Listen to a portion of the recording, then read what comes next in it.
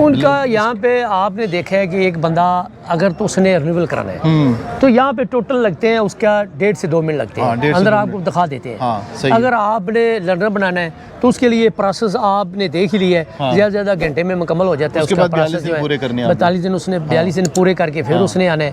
अगर उसका सारा कुछ 42 दिन उसके पूरे हो गए तो फ्रेश के लिए आ रहा है, तो उसके लिए ये टाइम इतना ही है।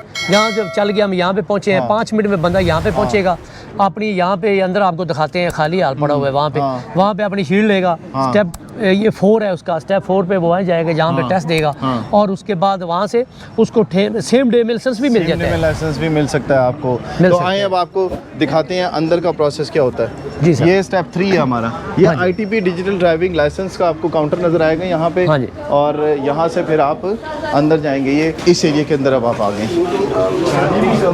यहाँ पर देखिए आपको लियाकत भाई साथ नजर आएंगे। जिन लोगों को ज़्यादा मुश्किल हो रही होती है उनके साथ ITP के ऑफिशियल्स होते हैं। ये अलहदा टोकन दिया जा रहा है, हाल का टोकन है, अलहदा से टोकन दिया जा रहा है। ये हाल का टोकन है।